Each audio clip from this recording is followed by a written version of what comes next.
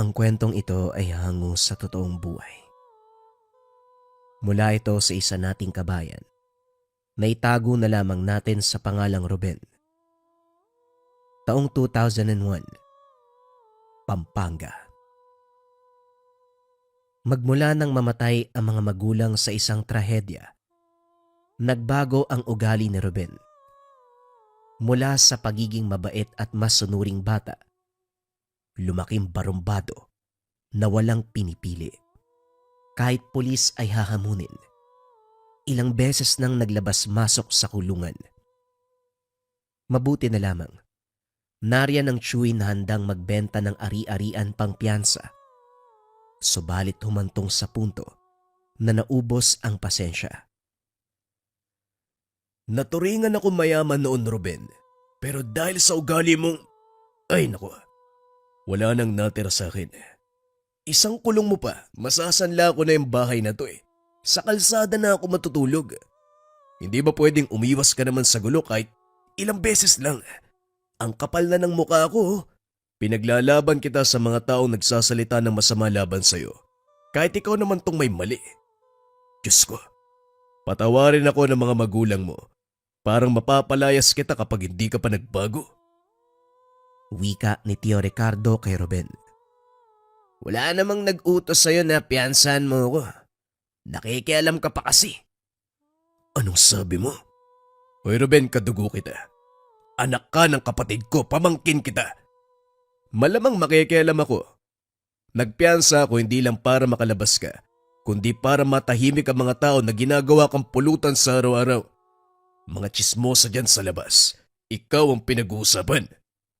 Baliwalain nyo na lang ho kasi. Masyado nyo kasi silang pinapansin eh. Teka sandali nga, bakit parang ayos lang sa'yo na pinag-uusapan ka ng mga tao? Pinangangatawanan mo talaga ang sinasabi nila, no? Ruben, sa halip na maging barumbado ka, ipakita mo na mali sila ng inaakala. Sabihan ka lang ng kung anong bagay, naghahamon ka kagad ng away.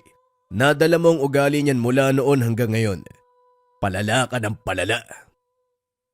Tio, pwede ho ba wag muna natin pag-usapan ng tungkol dito? Kakalabas ko lang ng kulungan eh. Pagpaingay nyo naman ako kahit sandali oh. Kung ayaw nyo sa akin dito, pwede nyo akong sabihan para mag-impake na ako. Hindi yung ganito, dinadaan nyo ako sa sermon. Hindi naman sa ganun, Ruben. Nadala lang ng emosyon, pasensya ka na. Kung kaya mong umiwas, umiwas ka. Pahinga muna tayo sa pagkakakulong. Maawa ka naman sa sarili mo. Hindi nakanig si Ruben. Dinampot ang barya sa mesa at saka lumabas. Dumiretso ito sa tindahan habang tumutungga ng alak. Lumapit ang grupo ng tambay na madalas kaalitan. Kagad nagbigay ng babala ang tendera na tatawag ng pulis kapag may gulong magaganap. Aling Risa, kalma lang po. Kakalabas lang ng kulungan ni Ruben oh.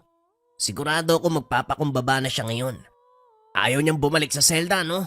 Kakatapos lang niya magpiyansa eh. Wika ni Temor. Sinundan ng nakakabinging tawa. Umakbay ito kay Ruben, pero dali-daling umiwas ang binata. Huwag mo nga ako hinahawakan. Bagong hugas man ang kamay mo, pero alam natin, mas marami pa sa imburnal ang ugali mo. Nag-aamon ka ba ng away? Dahil ba bagong salit o mga kasama mo? Naghahanap ka na lang ng kakampi, mga patpatin pa. Wala na bang ibang itataba yung mga katawan niyan? Isang tulak ko lang dyan, mababalian na ng buto yan eh. Malayo pa naman yung ospital dito. Wala ring manggagamot sa malapit, kaya mag-isip kang mabuti. Abang, galing mo sumagot ah. Yan bang natutunan mo sa mga kakosa sa loob? Grabe, kahit pa paano tumatapang ka na. Gusto mo bang makulong uli? Isang tawag ko lang sa chewin ko, nakaposas na ang kamay mo. Ano? Ay Timor, yumayabang ka lang naman dahil pulis ang chewin mo. Teka, ano nga yung narinig ko sa mga katrabaho niyang pulis? Ang chewin mo raw, isang dakilang tamad. Puro hut-hut ng pera ang alam. Grabe ba rin ang diskarte ng tiyo mo ha? Ang ganda ng propesyon. Pero pulubi. Hindi natuwa si Timor sa sinabi nito. Ito ang nagsimula ng gulo.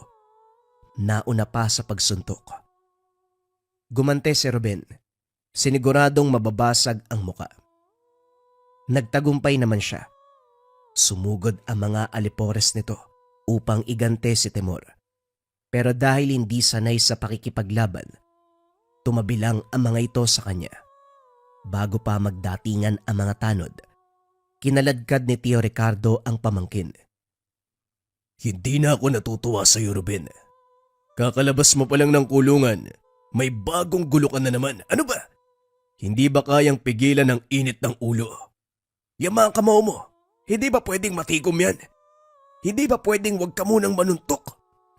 Para hindi na kayo maperwisyo, Tio. Alis na lang po ako para sa ikakatahimik niyo. Hindi. Hindi ka alis sa bahay na ito. Dahil nangako ako sa kapatid ko na aalagaan kita kahit anong mangyari. Pero idadaan kita sa matinding disiplina. Huwag kang mag-alala.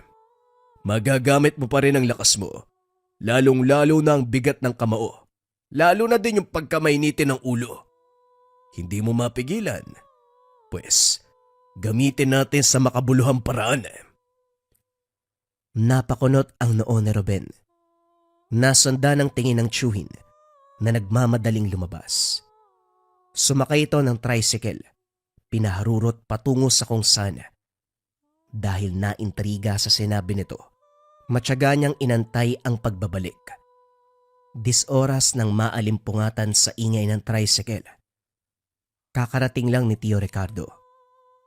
May kasama itong matanda na kung titignan ay hindi matansya ang edad. Dumiretso sila sa kusina para kumain. Si Ruben ang nautusang maganda ng mesa. Tahimik siyang sumunod. Sa kalagitnaan ng pagkain, hindi nakaligtas ang binata sa lihim na pagmamasid ng matanda. Nakaramdam siya ng pagkailang pero minabuting wag pansinin hanggang sa natapos hapag. Nang magkaharap silang lahat sa sala, dito nagsimula ang pag-uusap. Tatang Pablo, ito ang pamangkin kong si Ruben. Yung sinasabi kong mahirap pigilan ng pakikipagbasag ulo. Sana ho, matulungan niyo siya. Hindi naman mahirap disiplinahin ng batang ito dahil ka sa katauhan ng pakikipag-away. Ginagawa niya lang ang bagay na yan para merong mapaglabasan ng galit sa mga magulang. Napatitig si Ruben sa matanda. Hindi inasahan na mahuhulaan ito ng ganong kadali ang tunay na dahilan kung bakit siya palaging nakikipag-away. Ang totoo, makakaiwas naman siya sa gulo pero ito ang naisip na paraan upang maglabas ng saloobin. Kahit matagal na panahon na ang nakalipas, magmula ng maaksidente ang mga magulang, kinikimkim pa rin ang galit. Kasama niya ang mga magulang sa sandali ng trahedya. Nakita ang taong bumangga sa sinasakyan nila. Sa halip na tumulong, tumawa lamang ito at nagmamadaling tumakas. Sa tuwing naaalala ang muka ng lalaki, sumisikip ang dibdib sa galit, kung kaya't binabaling sa pakikipag-away. Lahat ng nakakasuntukan, muka ng lalaki ang nakikita, kaya naman sakalang tumitigil sa pagbubugbog kapag nakaramdam na ng kaginhawaan. Mapaglalabasan ng galit. Tatang, kung kaya niyo pong disiplinahin ang batang to, ako na po ang bahalang tumubos ng lupay niyo. Basta, ituwid niyo ang ugali ni Ruben. Hindi ikaw ang magpapasya niyan, Ricardo. Ang batang ito ang magdedesisyon. Kapalaran niya yan eh. Iho, ito na ang oras para magpasya ka sa sarili mo. Kung gusto mong manggulpi at maglabas-masok sa kulungan, hindi kita papakialaman. Pero kung gusto mo ng mapagkakabalahan, magamit ang lakas ng kamao mo sa makabuluhang paraan, matutulungan kita. Pumili ka. Napabuntong hininga si Ruben. Iniisip kung ano ba talaga ang gustong mangyari ng tiyuhin at matanda. Tinitigan ng dalawa hanggang sa nakaisip ng ideya. Kung may pinaplano sila para sa kanya, may plano din siya para sa mga ito. Kung talagang magagamit ko ang pagiging bayolente ko sa makabuluhang paraan, papayag ako. Siguraduhin nyo lang na matutuwa ako Dahil kapag hindi ho, sasakit ang mga ulo nyo sa akin Tumitig si Tatang Pablo sa binata sabay ngiti. Gusto ko ang ugali mo. Kahit sa pananalita, malinaw na wala kang aatrasang laban. Kahit sino man ang karap. Mag-impake ka dahil magsisimula na ngayon ang kalbaryo mo. Kumilos na si Ruben. Nagbalot ng iilang damit, pera at pagkain. Nauna pang sumakay ng tricycle sa pag-aakalang ihahatid ng tiyuhin. Kaso nga lang, nahampas lang siya ng tungkod ni Tatang Pablo. Kung gusto mong magamit ang lakas mo, bumaba ka riyan. Sumunod ka sa akin. Bumaba si Ruben. Hinahaplos ang ulo na tinamaan ng tungkod. Hindi niya maintindihan kung bakit walang ganang patulan ang matanda. Sanay siyang gagante kapag merong nananakit sa kanya. Pero ibang-iba ang nararamdaman kay Tatang Pablo. Nagpatuloy ang paglalakad. Pinapawisan na si Ruben. Hiningal pagkalipas ng ilang oras. Ang mga binte ay napagod kakalakad. Sa tuwing hihinto ay sisitahin ng matanda. Nagtataka siya dito. Patuloy lang ang hakbang ni Tatang Pablo. Hindi niya napansing bumagal. Napapanatili ang bilis ng paglalakad. Hindi niya rin maunawaan kung paano nitong nalalaman ang paghinto niya gayong hindi naman siya lumilingon. Gayunpaman, hindi na nagreklamo at sumunod na lamang. Sa pagpapatuloy ng paglalakbay, nagpang-abot ang pagod, antok at pananakit ng katawan. Ilang oras na ang nilakad pero hindi pa narating ang paroroonan. Wala ring ideya kung saang dako ng bayan. Hindi na makilala ang lugar dahil puro gubat ang mararaanan. Napamura pa ito nang makarinig ng tilaok ng manok. Hoy Tatang, madaling araw na. Wala ka bang balak magpahinga? Kaunti na lang bibigay na yung katawan ko Sa puntong ito, huminto si Tatang Pablo sa unang pagkakataon. Lumingon sa kanya. Sa inabahaba ng paglalakbay natin, hindi ka sumuko. Hindi ka bumigay. Nakakatawa ka. Huwag kang mag-alala. Konti na lang mararating na natin ang tahanan ko. Muling nagbuntong hininga si Ruben bago nagpatuloy sa paglalakad. Nang makarating sa tinutukoy na bahay, nasuntok ng binata ang katabing puno ng saging. Ang tahanang ito, 2 beses nang nadaanan kanina sa paglalakbay. Bago pa siya makapagsalita, nauna si Tatang Pablo. Tama ka nang naisip, iho. Dinaanan na natin ang tahanang to kanina 2 beses. Umikot lang tayo dahil gusto kong marinig kung kailan ka magrereklamo. Kung hindi ka pa nagsalita kanina, iikot lang tayo ng iikot. Nagustuhan ko ang pagtitiis mo. Mabuti yan. Halika, pasok ka sa muntikong tahanan. Isinantabi ni Ruben ang galit sa matanda nang makita ang higaan sa tabi. Kagad sumampa rito, dinama ang pagpapahinga. Habang nasa ganong posisyon, sinuyod ng tingin ang kabuuan ng bahay. Sakto lang ang espasyo para sa taong nag-iisa. Kaunti ang mga gamit sa bahay, pero gano'n naman karami ang mga patalim na nakasabit sa dingding. Mula sa naghahabaang kampilan hanggang sa kaliit-liitang balisong, karamihan ay pinaglumaan ng panahon. Sa dami nito, ang bagay sa tabi ang umagaw ng atensyon. Nakasilid sa lalagyan ng tubig ang isang ahas pagong. Malaya itong lumalangoy sa tubig, pero mabagal ang pagkilos. Nang hawakan ito, napakunot ang noon ni Ruben. Hindi siya pwedeng magkamali. Kahit tubig ang hinawakan, nakaramdam siya ng sobrang init. Muli niyang hinawakan ang ahas pagong pero wala na ang ganong pakiramdam. Binaliwala na lamang. Pagsikat ng araw, inutusan ni Tatang Pablo na maghanap ng labong. Sumunod siya. Agarang nagpunta sa gubat. Ang problema, maraming kawayan kaso walang labong. Hindi siya makakauwi kapag walang dala dahil ito ang utos ng matanda. Tumuloy sa unahan, kaso iba ang nahanap. Itim na tao ang bumungad. Malayo pero kinilabutan siya sa presensya nito. Itim na itim ang buong katawan. Nanlilisik ang mga mata. Buhaghag ang mga buhok na kung titignan maigi, parang may sariling buhay. Sinubukan ni Ruben na lumihis ng daanan pero kahit saan man niya ibaling ang tingin, ito pa rin ang bumubungad. Sa bawat lingon, unti-unting lumalapit hanggang sa nasa mismong harapan. Sa pagkataranta, sinuntok niya pero hindi tinamaan. Gumante ng kalmot. Agarang pinigilan ang pagdurugo ng pisngi.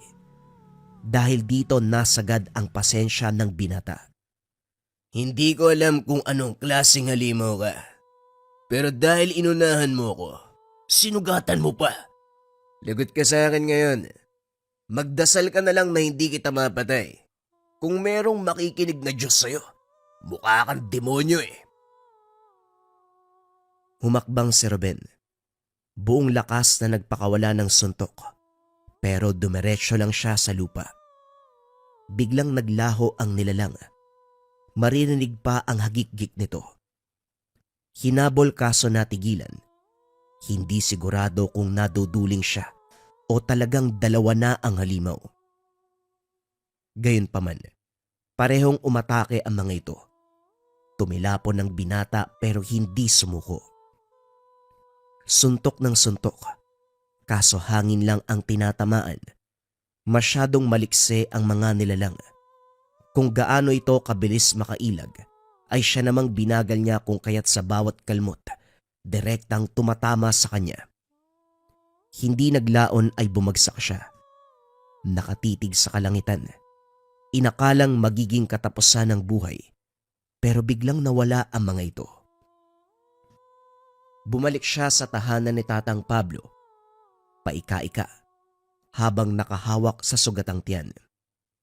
Kahit daplis lamang ang natamo, napakatindi ng kirot. Agaran siyang inasikaso ng matanda. Meron itong kaalaman sa panggagamot. Kung hindi lang madaya ang mga yon, malamang sila pa ang naunang namatay. Masyadong madaya. Porket merong kakayahan na maglaho, sinasamantala yung lakas nila. Kapag nakita ko uli ang mga yon, hindi ko sila sasantuin. Napuruhan ka na nga, pero may gana ka pang isumpa ang nakalaban mo. Ayos ka talaga. Hindi mo ba nakilala? Sa itsura at kakayahan nila, masasabi kong aswang. Hindi ko lang sigurado kung anong uri. Pero kapag nakita ko uli yun, sisiguraduhin ko hindi sila makakataka sa akin. Papatayin ko talaga yun. Natawa si Tatang Pablo sa inasal ng binata. Nang dumako ang panggagamot sa braso nito, hindi nag-atubiling ibaon ang isang mutya. Napasigaw sa sakit, pero hindi na nag-abalang tignan. Inayos na lamang ang pagbenda upang hindi mapansin ni Ruben. Nasa tahanan lang siya sa paglipas ng mga araw, nagpapagaling ng sugat. Walang ibang pinagkakabalahan kundi pagmasdan ang ahas pagong. Paulit-ulit lamang itong lumalangoy. Lumabas siya ng tahanan para maghanap ng ipapakain dito. Kaso nga lang, nabungaran niya ang nagliliitang itlog. Nang tignan ng yapak sa lupa, mula ito sa pagong. Tatang, nangingitlugo pala ang ahas pagong. Napisa na. Nasaan ang mga anak? Kusang na misa, pero walang laman ng mga itlog. Hindi na magkakaanak ang ahas pagong na yan. Nag-aantay na lamang kung kailan matatapos ang buhay. Masyado na kasing matanda eh. Napabuntong hininga na lamang si Ruben sa sinabi nito. Hindi masyadong pinansin. Inisip niya na baka ginawang putahe ang bagong pisa ng mga itlog. Hindi na siya magtataka dahil kahit sila ng tiyuhin niya, ginagawang ulam ang ganitong klase ng hayop. Kaso nga lang pagbalik sa loob, nagulat ng nakalutang na lamang ang ahas pagong. Sinubukang pukawin pero hindi na gumalaw. Tinawag niya ang matanda pero parang inaasahan na nito ang pangyayari. Inilibing ang ahas pagong sa likod ng tahanan. Nagtataka si Ruben dahil inilagay sa maliit na kahon, tinirikan ng kandila at saka inalayan ng pagkain. Tumingin siya kay Tatang Pablo na parabang nasisiraan nito ng bait. Mababakas din ang lungkot. Nangingilid pa ang luha. Gayunpaman, hindi siya nagkamaling tumawa. Inunawa ang emosyon ng matanda sa pagkawala ng alaga. Sa paglipas ng mga araw, nagsimula ang formal na gawain sa gabay ni Tatang Pablo. Gabi-gabi, naglalakad sila kung saan-saan.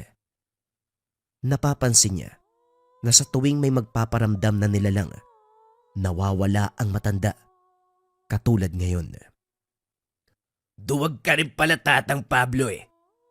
Uwak lang naman yung dumaan pero nagtago ka kaagad. Lumabas ka nga ho dyan. Huwag mong ipakita sa akin kung gaano kaduwag yung itlog mo. Kaso nga lang, imbis na si Tatang Pablo ang lumabas, ang dumaang ibon ang nakatayo sa unahan. Mula sa simpleng uwak, unti-unting naghubog tao at inilantad ang katauwang aswang. Nakilala ang amoy at presensya. Ito ang nakaengkwentro nung naghahanap ng labong. Inipon niya ang galit. Nang kumilos ang nilalang, humakbang na rin siya para sagurin. Sa puntong ito, hindi gumamit ng anumang pandaraya ang halimaw. Patas ang binigay na laban. Kamao sa kamao. Suntok sa suntok. Ganado si Ruben dahil natatamaan niya ito. Siniguradong mapuruan ang muka hanggang sa naitumba, dinaganan at saka pinaulanan ng kaliwat kanang suntok. Tumatalsik na ang dugo nito. Ilang sandali pa, lumapit si Tatang Pablo para umawat. Sandali, tama na yan. Huwag mo papatayin. Kung makasuntok ka naman, parang walang buhay ang ginugulpe mo. Opang! Ay, Opang! Tumayo ka na nga riyan. Manong, kilala mo yung aswang na to? Nag-anyong tao ang halimaw. Sumalubong ang iyak habang kinakapa ang muka na puno ng pasa. Pinuluputan ng damit ng katawan dahil nakahubo ito. Mabuti na lang talaga hindi ako nakisali. Mamaya, mas lalong pumangit yung mukha ko kapag nagulpe rin eh. Yan lang si Upong ang nagulpe oh. Napalingon si Ruben nang may magsalita. May isa pang lalaki ang lumitaw. Ruben, eto si Ubeng. Yan yung mataba. Yung binugbog mo si Upong. Mga aswang pero nasa pangangalaga ko. Huwag kang matakot sa kanila. Hindi ka sasaktan ng mga yan. Pero huwag kang magkakamali na patayin sila. Dahil baka iuwi kitang bangkay sa tiyuhin mo. Ako ang nag-utos sa kanila na subukan ang galing mo. Napahanga sila sa bigat ng kamao mo. Maging sa abilidad na meron ka. Pwede ka nang isalang sa mas malaking laban. Kung saan kamatayan ang magiging premyo. Ibig sabihin, kung gusto mong mabuhay, kinakailangan mong manalo. Teka, anong sinasabi mo, Manong? Pasensya na pero hindi mo ako pwedeng utusan. Pumayag lang naman ako dahil gusto ko lang malaman yung ipapagawa mo. Ngayong alam ko na, tapos may kinalaman sa aswang, Ay hindi na ho. Salamat na lang ho. Tumalikod si Ruben. Pero natigilan sa sinabi ni Tatang Pablo. Paano kung sabihin ko sa'yo? Ang susunod mong makakalaban ay ang taong pumatay sa mga magulang mo. Hoy, wag mong gamitin ang mga magulang ko para sumunod ako sa'yo. Hindi ako nandito para sayangin ang buhay ko sa mga nilalang na alam kong hindi ako mananalo. Wala akong laban sa aswang. Hindi ako bakal para hindi tablan ng kuko. Diyan pa nga lang sa mga aswang na alaga mo, wala na akong binatbat. Naihibang no? Wala kang magawa sa buhay mo. Kung gusto mo makipaglaban, edi ikaw yung humarap sa kanila. Hindi ako nagbibiro, Ruben. Kilala ko ang tao na pumatay sa mga magulang mo. Isang lalaki, ang edad ay 50. May peklat ang noo. Noong nabangga kayo, tinawanan at saka tinakasan, hindi ba? Kung itatanong mo kung paano ko nalaman, naroon ako ng sandaling yon. Sasalakay sana ang lalaki, pero napansin niya ang presensya ko, kaya napilitan siyang tumakas. Habulin ko sana, pero hindi ko na ginawa. Marami pang nilalang na nagbabantay. Inuna ko ang kapakanan mo para hindi ka rin mamatay. Hindi alam ni Ruben kung tama ang sinabi ng matanda. Pero batay sa pagkakaalala, may tinignan nga ang lalaki nakabangga sa kanila. Biglang nawala ang ngiti nito at doon agarang tumakas. Sa posibilidad na makaharap ang taong pumatay sa mga magulang, muling pumayag sa kagustuhan ni Tatang Pablo. Sa pagdaan ng araw, hindi mapakali si Ruben sa nararamdaman. Wala siyang ginagawa, pero napakainit ng buong katawan, lalong-lalo na ang mga kamay. Nang suntukin niya ang puno sa bakuran, laking gulat nang tumagos ang kamao. Ang paligid nito ay umuusok na para bang nasunog. Ilang beses niya itong sinuntok pa at dito tuluyang bumagsak. Kitang-kita ang usok sa paligid at init ng pakiramdam. Kamuntikan niya pang masapak si Upong nang bigla itong magsalita sa likuran niya. Hindi siya nakapaniwala sa bilis ng kanyang kilos. Santissima, huwag kang ganyan, Ruben. Hindi pa nga gumagaling yung sugat ko eh. Dadagdagan mo na naman. Tatang, ano ba tong alaga mo? Nasobran sa pagiging agresibo. Wika ni Upong. Si Tatang Pablo ay nakadungaw lang sa bintana. Tinatawanan lamang sila. Pagkarating naman ni Ubeng, hindi makatitig sa kanya. Umiiwas sa lakas ng presensya ni Ruben. Ang mga ito ang naghatid ng balita. Pinahanap ni Tatang Pablo ang kinaroroonan ng lalaki na may atraso sa mga magulang ni Ruben. Namataan nila ito sa bayan, sa lugar kung saan madalas nakaparada ang minamanehong sasakyan. Walang paalam na pinuntahan ng binata. Naabutan ang lalaki. May kalandi ang babae sa loob ng sasakyan. Kaso nga lang, hindi napigilan ang pagiging halimaw. Kinagat nito ang babae. Hindi inasahan ni Ruben ang kaganapan. Kagad namang bumaling ang atensyon ng lalaki sa kanya. Bata, kung gusto mong mabuhay, pwede ka na magpatuloy sa paglalakad. Kalimutan mo ang mga nakita mo. Kunin mo to. Sasapat yan sa pangangailangan mo. Wika ng lalaki. Nag-abot pa ng halaga. Hindi ako naparito para sa ibibigay mo. Ikaw mismo ang kailangan ko. Mabilis na kumilos si Ruben, pero nabasa ng lalaki ang galaw niya. Umilag ito sabay pigil ng kamay niya. May hawak na balisong si Ruben. Kung hindi nakailag, tatagos sa puso ng lalaki. Hindi ko matandaan na meron akong atraso sa kahit kanino. Huwag ka masyadong manghas. Baka traidorin ka ng pagkakataon. Lalong nasagad ang galit ni Ruben. Muli niyang nasilayan ang ngiti nito. Kaparehong ngiti nang mabangga ang mga magulang niya. Hinawakan niya ito sa magkabilang kamay. Kitang-kita ang usok. Ramdam ng aswang na para siyang sinusunog. Unti-unting humigpit ang pagkakahawak ni Ruben. Nabali ang kamay nito. Umangil ng napakalakas ang lalaki. Sa kabila ng pinsalang tinamo, bumangon at nagpalit ng anyo bilang aswang. Gumante ng pag-atake. Sa pagkakataong ito ay naunahan si Ruben. Ilang beses tumilapo ng binata matapos tamaan. Kaso nga lang pumapabor sa kanya ang sitwasyon dahil kahit anong kalmot ang gawin, walang sugat sa balat. Umuusok lamang ang katawan ng binata. Hinayaan niya lamang umatake ang aswang. Nang makatsyempo, siya naman ang bumanat. Nagsanib puwersa ang galit at lakas ni Ruben. Hindi na nakalaban pa ang aswang. Buong puwersang tinamaan ng suntok sa muka. Sa bawat pagtama ng kamao, tila ba nalalapnos ang muka nito na para bang nagbabaga ang kamay ni Ruben. Maniwala kayo o hindi, ang buong katawan ng aswang nasunog, naging abo. Binalingan ni Ruben ang babaeng biktima. Binigyan lunas ang kagat. Iniwanan sa lugar kung saan siya magiging ligtas.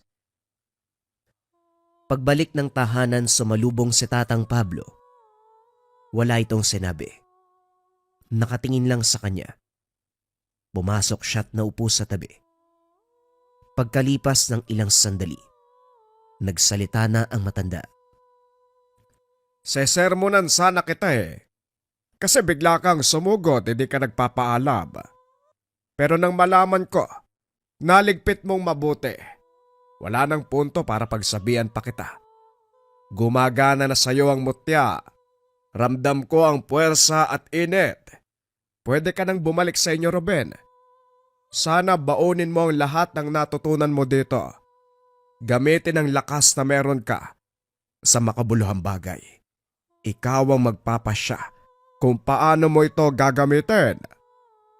Pero bakit ba puro aswang, Manong? Ano bang kwento sa buhay mo? Hindi mahalaga ang kwento ng buhay ko dahil ikaw ang usapin dito. Kahit anong uri ng nilalang, impakto, maligno, kayang-kaya mo ng sabayan. Nasa iyong kamay na ang pagpapasya, Ruben. Pero Manong, bakit hindi ako nasugatan nung inatake ako ng aswang? Naramdaman ko umiinit lang yung katawan ko tapos umuusok. Kusang gumagaling. Pasimpleng tinanggal ng matanda ang benda sa braso nito.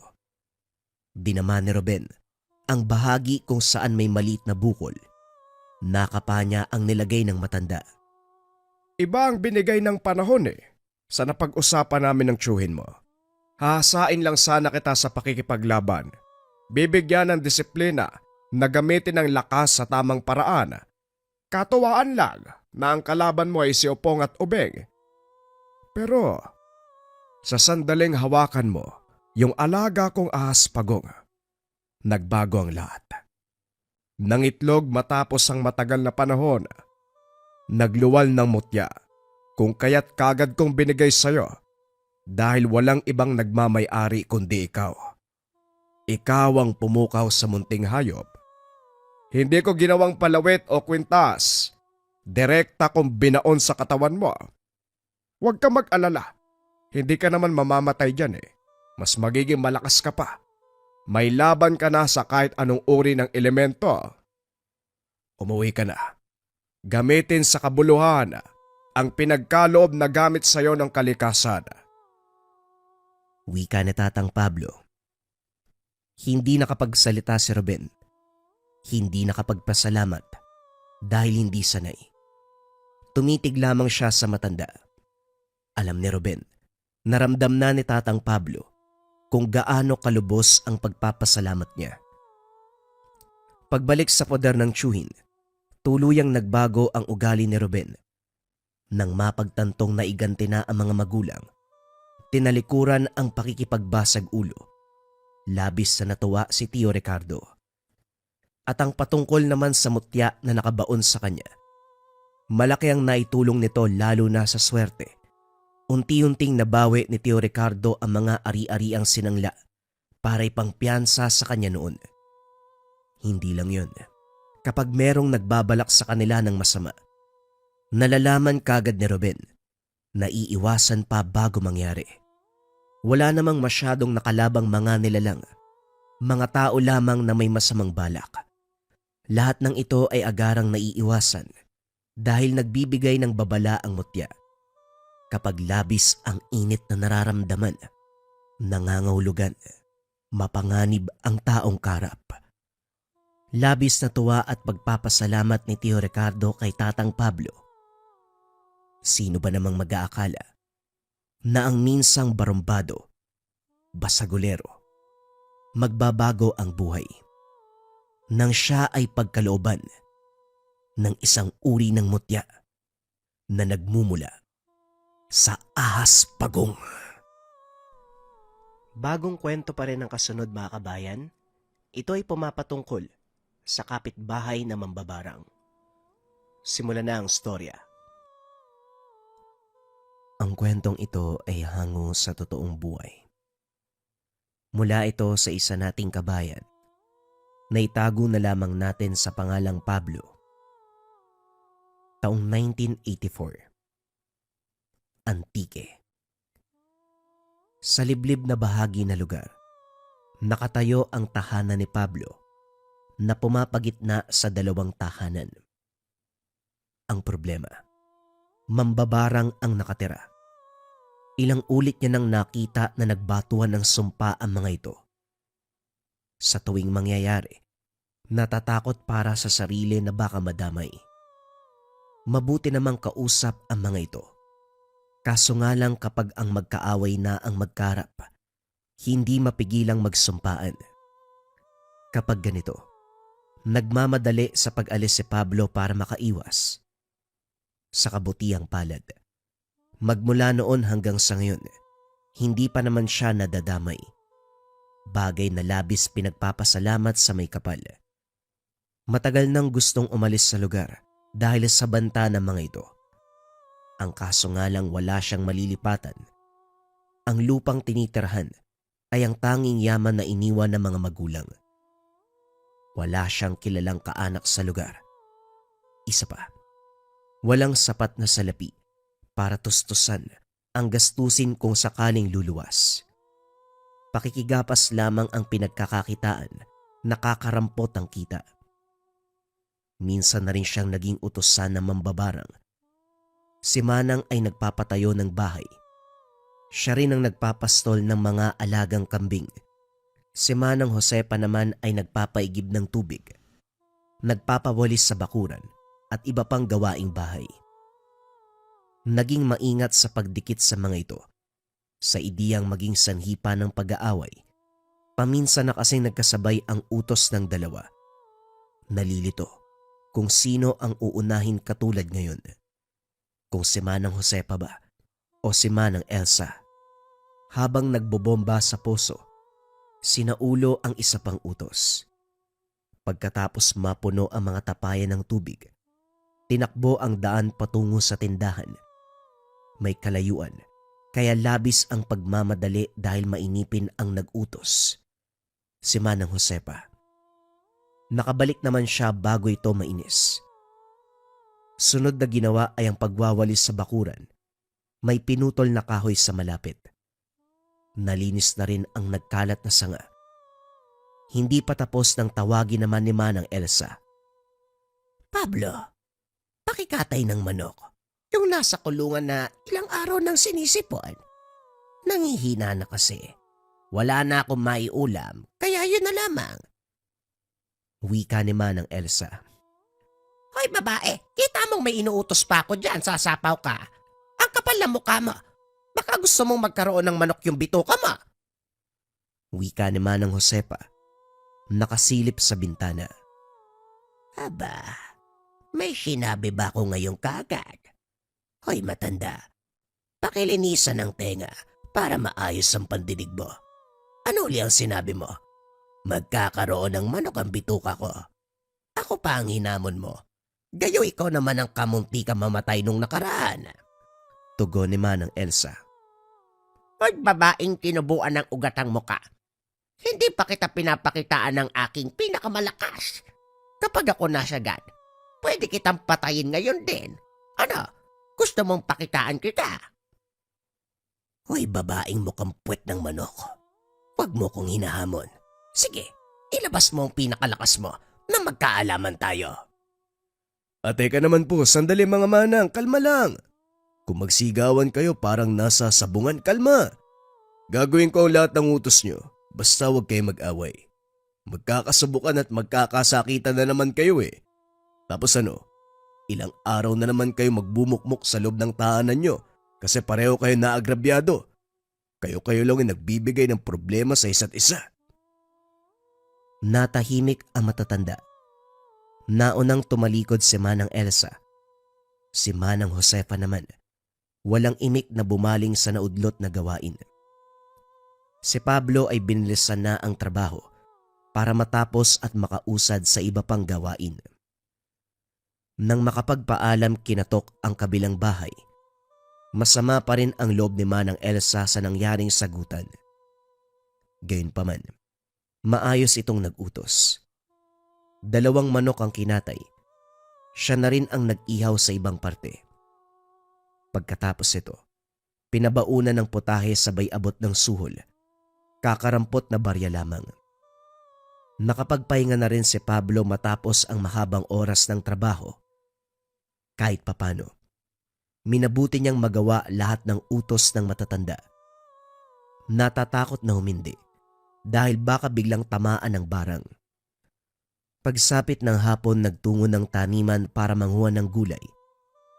Sa kalagitnaan, napansin ang 2 bata na nanghuhuli ng tepaklong. Dali-daling sinita dahil papunta sa tahanan ni Manang Josefa. Ayaw ng matanda ang maingay at ayaw makakita ng bata. Kaso nga lang, makulit ang mga ito. Nakuha pang batuhin ng bubong. Ilang sandali pa, lumabas ang mambabarang at walang pagdadalawang isip silang sinumpa. Hindi nakialam si Pablo. Nanigas sa tabi sa takot na tamaan ng sumpa. Baliwala ito sa mga bata dahil hindi maintindihan kung para saan ang salita ng matanda. Kumaripas ang mga ito sa pag-uwi. Sakalang nakahinga ang binata nang pumasok uli sa tahanan si Manang Josefa. Ang hirap talaga kapag may kapitbahay na... Ay nako, sana lang mapansin ng mga magulang ng bata yung sintomas kapag nagsimula ng sumpa. Sinabihan ko wag lumapit, hindi nakinig. Talagang binato pa yung bubong. Ayan, nagalit si Manang. Wika ni Pablo sa sarili. Dumiretso na siya sa tahanan. Inabala ang sarili sa gawaing bahay. Pagsapit ng gabi, hindi nakaligtas sa paningin ang kilos ni Manang Josefa. Nasa likod ng bahay, nagsindi ng mga tuyong dahon habang lumilikha ng kaunting galaw. Kung titignan ay parang sumasayaw, pero ang katotohanan, nagriritual. Dali-daling sinilip ang kabila. Masyadong tahimik at madilim ang tahanan ni Manang Elsa. Bagaman walang senyales na may tao sa loob, sigurado si Pablo na nagtatago lamang ito. Etong 2 matanda na to, kung hindi nagbabangayan, binibida yung kakayahan nila sa pambabarang. Nagkataon kasi na wala pang ibang tao sa ibang lugar. Kami-kami lang eh. Ay nako, kapag may nagpakilala na ibang kamag-anak ko sa malayong baryo, talagang aalis ako dito. Nakakatakot. Araw-araw akong nasa peligro. Naiga na siya upang matulog. Kaso nga lang sa paglipas ng oras, unti-unting lumalakas ang boses ni Manang Josefa. Sumasambit ng salitang hindi maunawaan. Winawasiwas ang mga kamay. Nakapikit. Pumapaikot sa apoy habang may hawak na nakasinding kandila. Nakakakilabot na ang boses dahil kung papakinggang mabuti, parang may sumasabay. Tinakpan ni Pablo ang magkabilang tenga, maging siya ay hindi mapakali. Tumagal ng ilang sandali ang pagriritual. Nang huminto si Manang Josefa, malinaw na nakita ni Pablo ang pagngiti nito na parabang nagtagumpay sa isang bagay. Pagkatapos, pasimpleng naglakad papasok ng tahanan. Kinabukasan sinilip ni Pablo. Sakto rin na utusang magbunot ng damo. Ang naiwan sa bahaging iyon, abot bakas ng pagsusunog. Walang anumang gamit. Kagad ding lumayo dahil kahit kagabi pa nangyari, merong naiwan na mabigat na pakiramdam. Pagkatapos sa tahanan ni Manang Josefa, lumipat siya sa bahay ni Manang Elsa. Pagpapastol sa mga kambing ang utos nito, na kaagad ginawa ni Pablo. Kapag ganito, babantayan ang mga alaga hanggang sa sumapit ang hapon. Habang nakasandal sa puno, nasipat ang 2 pasaway na bata. Nanghuhuli pa rin ng tipaklong ang mga ito. May kanya-kanyang bitbit na bote, puno na pareho. Napagawi sa kanilalagyan kaya kinausap. Hoy, ano ba gagawin niyo sa mga insekto na yan? Hindi ba kayo naaawa? Hinuli niyo na, pinapatay niyo pa. Ano po bang pakialam nyo, Manong? Kahit kainin namin to, dapat hindi kayo nakikialam. Lalaki pa naman kayo. Tapos parang nakikichismis ka. Aba, bastos tong batang to ah. Ayusin mo yung pananalita mo, mas matanda sa'yo yung kausap mo. Napaiwas si Pablo nang batuhin ng mga ito sabay takbo. Hindi na nag-abalang humabol. Pinalampas na lamang dahil mga bata. Pero nang makarating ang mga paslit sa unahan, parehong nahulog sa paliguan ng kalabaw. Dali-daling sinaklolohan at inahon. Dito napansin na may lumabas na tipaklong sa ilong ng dalawa.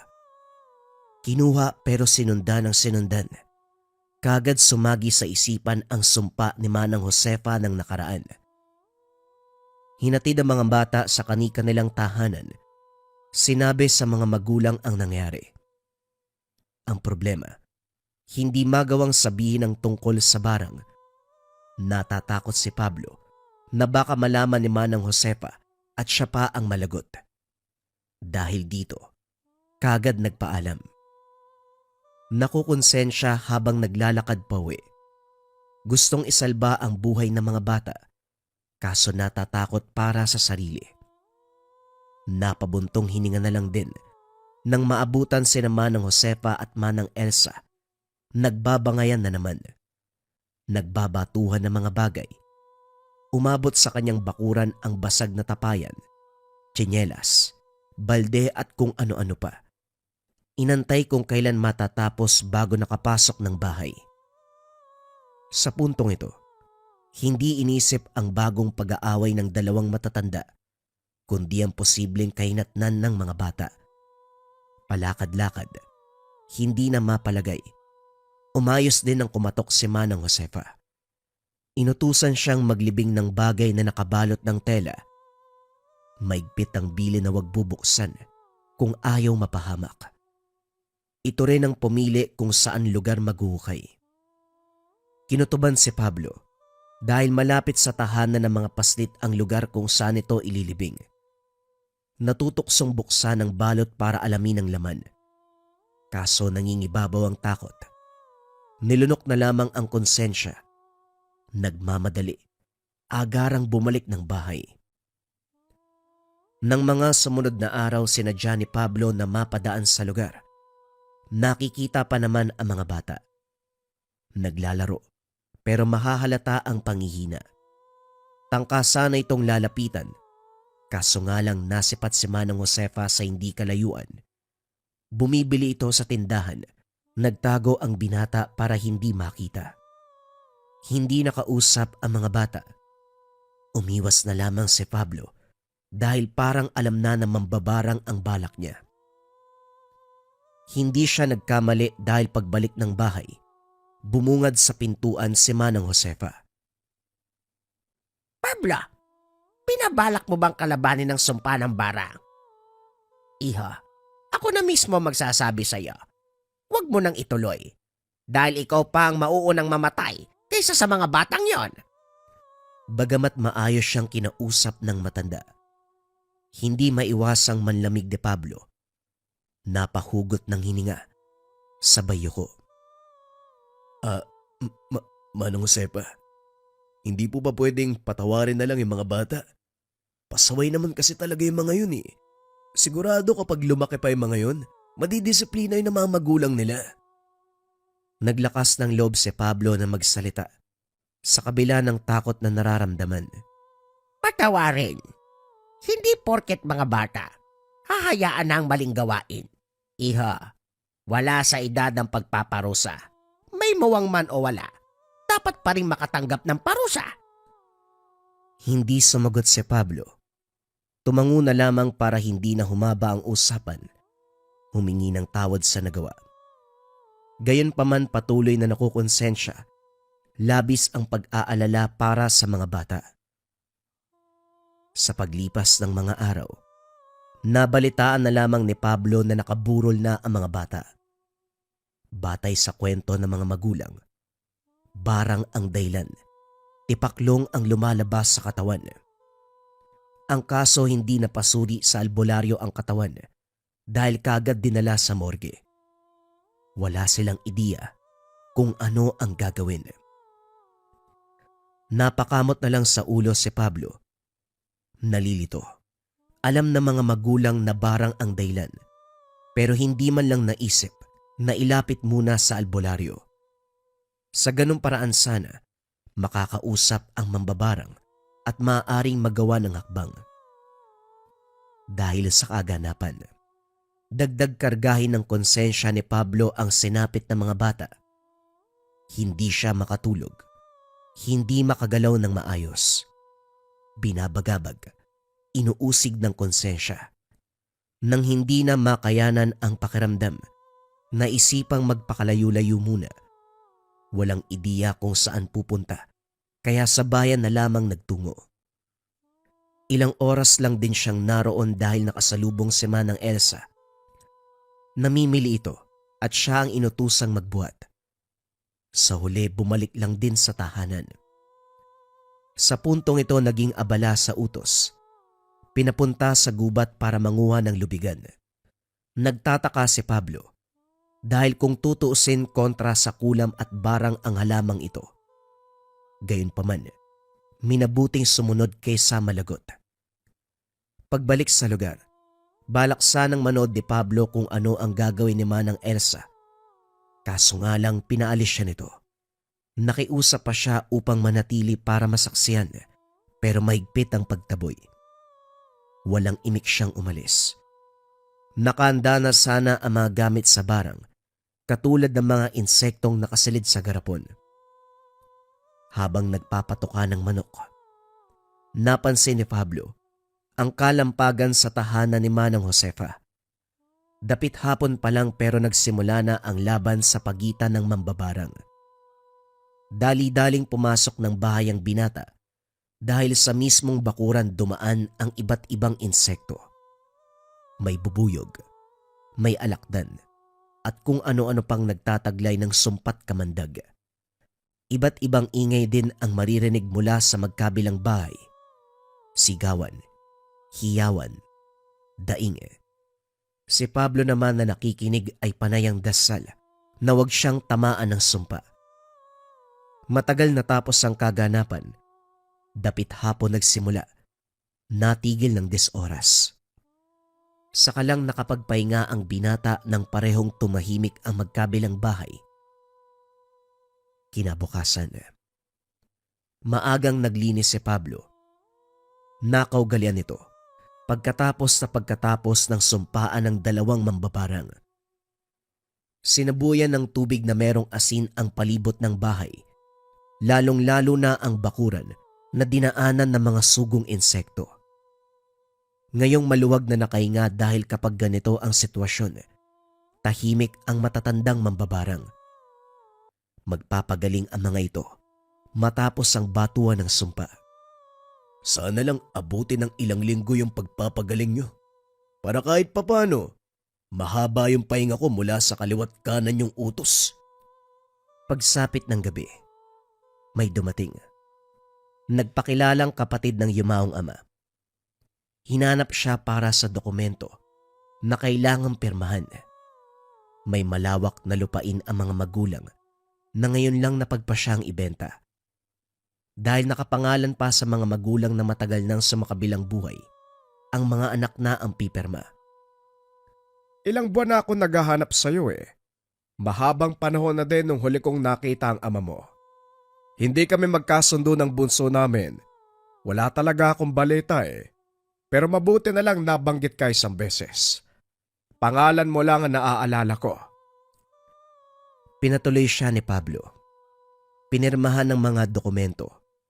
Kaso nga lang habang binabasa ang nakasulat, napansin niyang abala sa pagsusuri sa magkabilang tahanan. Kakaiba ang titig, na para bang tumagos ang tingin sa makakapal na dingding. Hindi naglaon ay kagad nagtanong. Kilala mo ba ang kapitbahay mo, Iho? Hindi maganda na magkaroon ng kapitbahay na kagaya nila. Malaki ang tahanan ko sa probinsya. Sumama ka sa akin bilang tiyuhin mo. Ayoko malagay ka sa alanganin. Naku, wag na ho. Kilala ko si Manong Josefa at Manang Elsa. Kahit na ganyan sila, hindi naman nila ako sinasaktan eh. Sa katunayan, kahit nagbabangayan, malapit po kami sa isa't isa. Nabuhayan ng alokin siya. Kaso nga lang ayaw magtiwala kagad. Kahit nakadugo ay ayaw magpadalos-dalos. Ito pa lang ang una nilang pagkikita. Kahit nagbabatuan sila ng sumpa, nakakatulog ka pa ba kapag gano'n ang kaganapan? O baka naman tinuruan ka nila ng pamamaraan sa kaliwa? Kaliwa? Ano po yun? Kaliwa, mga taong gumagamit ng masamang orasyon, kulam, barang, at kung ano-ano pa. Ay naku, hindi ho. Mabuting tao po ko. Wala akong alam sa ganyan. Ganun ba? Pero bakit ayaw mong umalis sa lugar na ito? Hindi lang isa ang banta sa paligid. Dalawa ang mga yan. At kahit pang sabihing malapit kayo sa isa't isa, kapag naisipan kang biktimahin, wala kang kawala. Sagutin mo ko. Bakit ayaw mong sumama sa akin? Dahil ba ngayon lang tayo nagkakilala, nagdududa ka? Natahimik si Pablo. Tumango siya. Muling nagkwento sa pamilyang pinagmulan. Pamilyar sa kanya ang lahat dahil ang mga ito ay binahagi din ng ama noong nabubuhay pa. Nakinig lang siya sa pagsasalaysay hanggang sa naagaw ang atensyon ng ipagtapatang katauhan. Maliban sa pagiging kapatid ng ama, isa din itong albularyo. Lalong ginanahan sa pakikinig nang sabihing marami ng mambabarang na napaslang sa pamamagitan lamang ng pagbalik ng sumpa. Habang nagpapatuloy ang kwento ni Mang Delfin, naglalaro ang samot-saring ideya ni Pablo. Napangiti ng merong naisip. Pinulong sa tiyuhin, kaso mariin itong humindi. Hindi magandang hakbangan nasa isip mo. Kailanman hindi mabuting unahan ng mga nasa kaliwa. Kinakailangan nating mag-intay na sila ang mauna. Doon tayo babawi sa paghiganti. Kung uunahan kasi, malaki ang tsansa na mahirap ng makabawi. Mas mabuting sila ang mauna para makalkula ang bigat na pwede nating ibalik. Napatitig lamang si Pablo sa tiyuhin. Gayunpaman, gusto pa ring subukan ang mambabarang. Pumayag siyang sumama rito sa pag-uwi. Iniwanan ang lupain ng ina sa lugar. Hindi may kakaila ang laki ng tahanan, kaso nga lang mag-isa na lang ang tiyuhin. Isa sa mga silid, ang tanggapan ng mga bisitang nagpapagamot o nagpapatulong sa sitwasyon ng kasamaan. Swerteng pumabor ang pagkakataon. Nagpaalam ang tiyuhin dahil ihatid ang mga papeles. Maraming gamit na hindi pamilyar. May iilan naman na alam niya kung para saan dahil nakita na ang mga gamit ni Manang Josefa at Manang Elsa. Kung albularyo si Tio Delfin, bakit meron siyang mga gamit pambarang? Nang makaisip ng ideya, sinindihan ng itim na kandila Kumuha ng manika at karayom. Sinubukang bigkasin ang mga salita na naririnig mula sa mambabarang. Ilang beses inulit. Pagkatapos ay sinambit din ang pangalan ni Manang Josefa.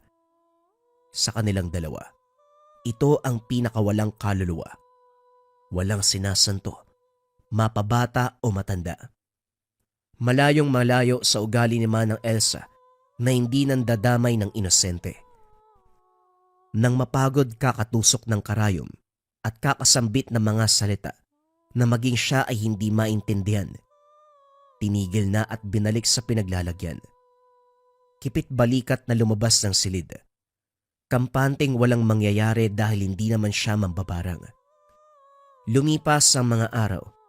Naging maayos ang buhay ni Pablo kasama ang tiyuhin. Pinabalik na rin siya sa pag-aaral para sa susunod na pasukan. Tinuruan siyang magkumpuni ng makina ng sasakyan. Ito rin ang pinagkaabalahan ni Manang Delfine. Paminsan-minsan, may sumasadya para magpaayos. Nang matuto, hinahayaan siya sa garahe. Siya na rin ang bahala kung alin sa nakatambak na sasakyan ang susubukang ayusin. Habang kinakalikot ang makina, nasampal ni Pablo ang pisngi ng may dumapong insekto. Binaliwala ito dahil tutok sa gawain. Hanggang sa dumaan ng mga araw, may insektong palaging lumalapit sa kanya. Ang pisngi na kinagat nung nakaraan, kinakalmot hanggang sa ngayon. Mula sa simpleng pamumula, naging sugat. O, napano ang pisngi mo? Tinapalan mo ng benda. Nasugatan po dun sa garahe. Minsan kasi hindi ako nag-iingat eh. Ganun ba? Patingin nga, baka malala eh. Lagyan natin ng gamot para maagapan. Hindi na ho kailangan, galos lang naman yan eh. Sige na ho, babalik na ako sa garahe. Hindi maintindihan ni Pablo ang sarili. Iba ang sinagot sa tiyuhin, imbis na magsabi ng katotohanan. Tinanggal ang benda at tinignan ang sarili sa salamin. Nanlaki mga mata, nang lumaki na ang sugat. Nakaumbok, may butas sa gitna, kung saan direktang nakikita ang laman. Namamasa ito ng dugo. Sinasabi ko na nga ba? Halika sa loob ng magamot na maayos yung sugat mo. Nagulat ang binata nang magsalita ang tiyuhin. Dali-dali siyang sumunod dito. Nagdikdik ng halamang gamot si Mang Delfin na sinamahan ng langis at iba pang sangkap. Sinambitan ng dasal at saka 3 beses na inihipan. Ito ang pinahid sa sugat. Ang pinakuloang gamot naman ay pinainom. Kinausap niya ang binata. Magtapat ka nga sa akin, Pablo. May ginalaw ka ba sa kwarto ko? Kagabi ko lang napansin ang kahon. Hindi maayos ang pagkakasara at halatang sapilitan ng pagbukas. Maraming nakatusok na karayom sa manika. Buhay na buhay ang bakas ng panandali ang ritual. Inisip ko na baka ako nakalimutan ko lang eh. Pero ilang taon na akong hindi nakakaengkwentro ng mambabarang. Ginagamit ko lang yon kapag merong nagmamatigas na kalaban. Sagutin mo ang tanong ko. Pasensya na ho, tiyo. Nakuryoso lang ako sa mga gamit eh. Kapareho kasi kay Manang Josefa at Manang Elsa.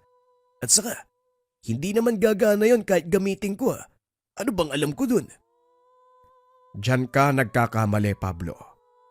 Kapag may kabisado kang salita sa pambabarang, pwede mong mapagana. Lalo pat nagsindi ka ng itim na kandila. Ginamit mo pa yung mga gamit doon. Kaninong pangalan ng sinambit mo? Napalunok si Pablo. Iba ang tono ng pananalita ni Tio Delfin. Higit sa lahat, matalimang titig. Kinabahan siya kung kaya't agarang sinagot. Tiyo, imposible namang gagana yung ginawa ko. Hindi naman yung tama eh. Ano bang alam ko dun? Pero, si Manang Josepa po. Pangalan niya ang sinabi ko. Salbahe yun eh. May mag-ingay lang sa malapitan, susumpa niya na. May mapadaan lang natitignan siya na masama, isusumpa ka agad. Tapos yung huli, yung mga bata. Labis kong pinagsisisihan. Hindi ko nagawa magsabi sa mga magulang nila eh. Natatakot ako na baka ako yung balingan nila Manang. Pinahamak mo lang ang sarili mo, Pablo. Hindi ko nakaharap sa personal ang sinasabi mong Manang Josefa, pero alam kong malakas sila. Amoy pa lang nung naroon ako. Mataas ang kalaman. Ngayon dahil inunahan mo, mag-aantay ka na lang ba kung kailan ka mamamatay, ha? Ikaw ang naglagay sa sarili mo sa alanganin. Gulat na gulat si Pablo. Lumabas ang tiyuhin at hindi nagpaalam. Sa puntong ito, ginapang ng takot ang buong pagkatao. Nang mga sumunod na sandali, mabilis ang paglobo ng pisngi. Hirap nang magsalita. Namamagat kumikirot ang loob ng sugat. Napatitig si Pablo nang may dumapong bubuyog sa panan. Gumapang ito hanggang sa tumungtong sa balikat. Sinubukang itaboy pero bumalik lang uli. Napapitlag ng hulihin namang delpin. Agarang itong pinasok sa bakanteng garapon. Maupo ka riyan, Pablo. Sisimulan ko na ang ritual para hindi ka kaagad sumakabilang buhay. Nagsambit ng orasyon si Mang Delpin. May pinahid na apog sa noo ng binata. Matapos nun ay binanggit ang pangalan ni Mang Josefa na agarang sumagot ng daing. Pasensya ka na, Josefa. Gusto ko lang sanang itanong kung pwede bang kalasin mo ang sumpa sa pamangkin ko. Siya ang nauna, alam ko. Pero gawa lang ng hindi pinag-iisipang hakbang. Sinubukan lang nito ang narinig mula sa inyo. Alam mo naman ang katulad ko eh. Wala akong pinapalampas, kaya sana magkaintindihan tayo. Albularyo, pinakaayokong kausap dahil walang kwenta ang lumalabas sa bibig. Huwag mo kong diktahan. Aray ko, masakit yan noon. Kakalasikoso pa. Pero sana magkaintindihan tayo. Na huwag niyo akong sinusubukan. Pagbibigyan kita sa ngayon, albularyo. Pero sa ngayon lang to. Alam kong nangihina ka. Kakagaling mo lang eh, laban sa kapitbahay mo din. Ano? Nararamdaman ko ang pangihina mo. Kakalasin mo ba? O papatay na kita? Kakalisin na. Ay, alisin ko. Tatanggalin ko. Siguraduhin mo lang natutupad ka sa usapan dahil kung hindi, alam mo na ang mangyayari. Nasa akin pa naman yung insektong ginagamit mo. Dinaan sa banta ang kasunduan. Swerte lang din dahil mahina ito ngayon. Walang sapat na lakas para labanan ang ritual, bagay na pinagpapasalamat ni Mang Delpin. Pagkatapos ng pakikipag-usap sa espiritual na kamalayan, sinuri ang kalagayan ni Pablo. Dahan-dahan nang bumuti ang kalagayan.